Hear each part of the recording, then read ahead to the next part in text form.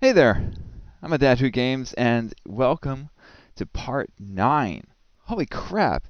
Part 9 of my series of Sims homes of the 20th century. And here we are in the 1980s with a contemporary, which this build really didn't take me all that long because I grew up in the 80s. I was born 1980, and my childhood was in a neighborhood filled with contemporary homes just like this. And in fact, uh, my second most downloaded build in the Sims gallery is my childhood home where I grew up in the 80s, which was a contemporary. So when I built this house, I was just completely channeling every single house of my friends, going to their houses and all that kind of stuff. When I think of those houses of my childhood, I usually think like completely mismatched. Like my parents and parents of my friends having just like no real theme to their houses. It would be in like a living room where they would have all the nice sets of furniture, and that was the room that like you had to take your shoes off and you couldn't put your feet up on the couches, that kind of a place. And oh, God forbid you were to bring a drink in that room. Oh, but of course it was always like hypocritical because then when people would be over for, Thanksgiving or birthdays or whatever you do with a family, everyone else would be able to have a drink and food in that room, and you would be able to, but your parents would have those eyes on you, just like, don't you drop that. So you would never use that room unless there was company. The second most coveted room is the dining room. I don't care who you are.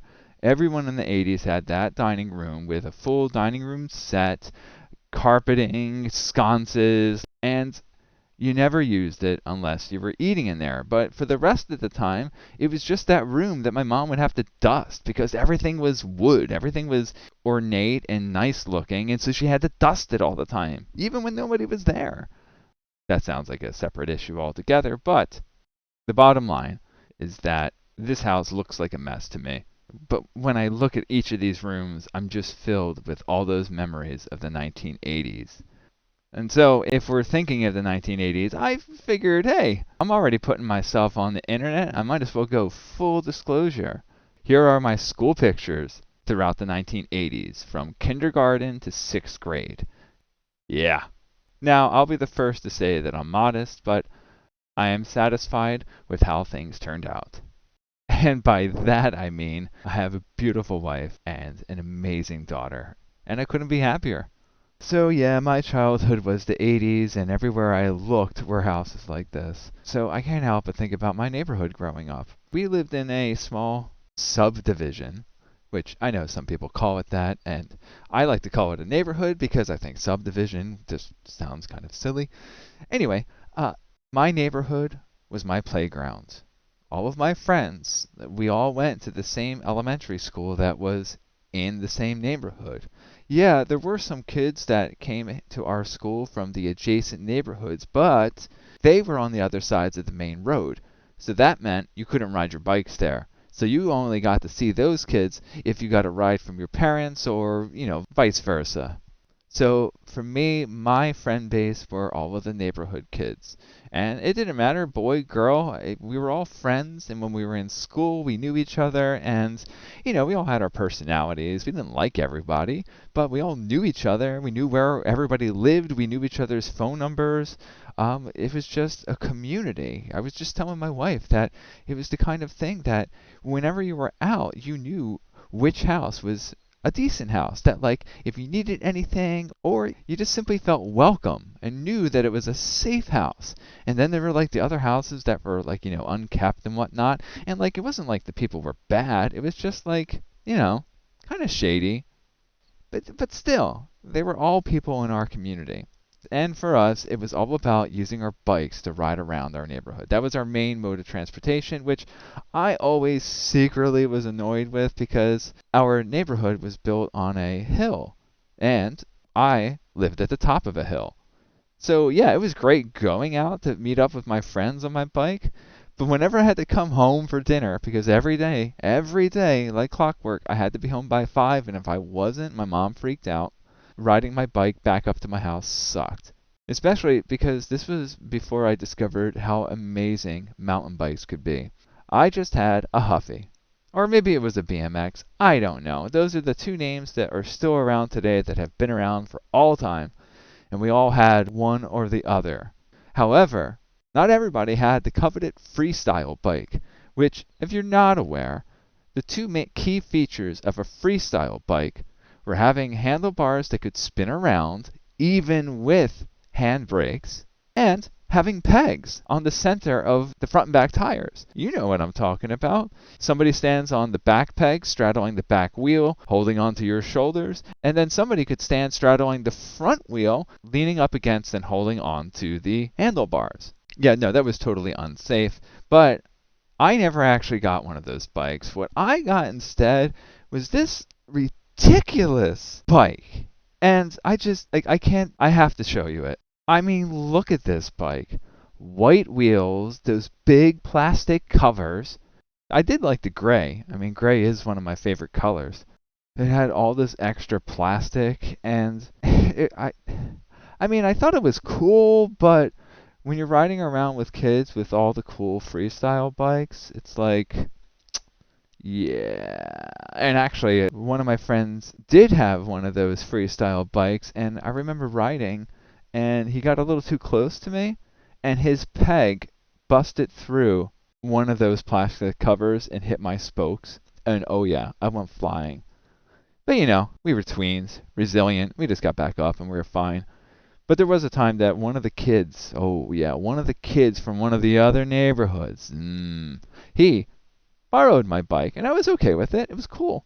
And he somehow got it caught under a fence and broke the other wheel cover. So I ended up not even using the wheel covers, which, you know, honestly, that was probably a good thing. And since I didn't have the wheel covers, I thought having the little plastic parts was no longer necessary. So I tossed those, and then the bike, you know, was just a gray bike with white wheels.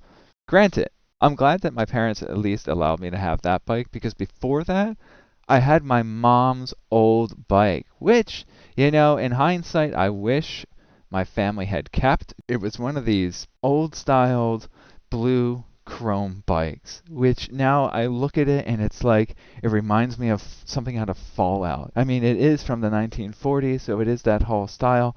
And it's like, you know, nowadays, it's like this kind of stuff is cool. But I think my parents just, like, scrapped it. Anyway, back to the bikes and my friends and riding around for days on end, especially throughout the summer. We actually had this really cool place where we would go that we had this old Kmart where when it was built, all the discarded material, or I guess the dirt from excavating, they just kind of like tossed in the forest that was right there, which is between the Kmart building and strip mall itself and my neighborhood. And so there was a pathway that cut through it, and back there where they dumped all this dirt, through time became all these cool mounds to ride bikes on. And I know the older kids set it up where they like got rakes and they cleaned it up, and they actually got shovels and they tried to make it into a legitimately fun place to play and ride your bike. And it was set up in a way that it was kind of like a ditch, because throughout our neighborhood, and like most neighborhoods in this time, there were creeks like veins throughout the entire area. So it was just about every other street had a creek running under it. And so whenever you have a creek underneath the street, it's much lower, so you always end up looking down. And so it was a huge ditch area where these mounds were. But up on one of the edges, there was kind of like a fire pit. I mean, none of us, like even the older kids, no one ever actually made a fire, because we were kids. You're not supposed to play a fire. I mean, come on. But you could sit there and watch other kids ride throughout the track. So it was really great. I mean, I think I did it like, once, because when I did it, it reminds me, there was this amazing Frasier episode where Frasier and his brother Niles, you know, they're both have never ridden a bike because they're not your traditional boys. But when they're trying to learn as adults with their elderly father watching, Frasier can't help but be drawn to this tree. He stares at it, and like he knows it's there, but even though he tries to avoid it, he can't help but hit it. And I do remember hitting a tree. Yeah, I got hurt a lot, but I think everybody did. That's just like what being a kid is. But I digress. So that's how we got around.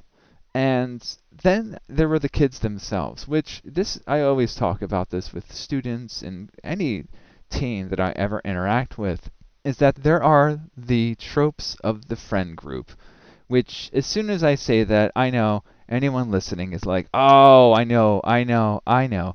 Because in our group, as probably in your group, there were certain kinds of kids. And so let's see if we had the same kinds of friends. All right. So, first and foremost, we had the fastest kid in your group. They were the ones that always won the races, could always get you whenever they were playing tag. They were insane. And everybody only wished that they could run that fast.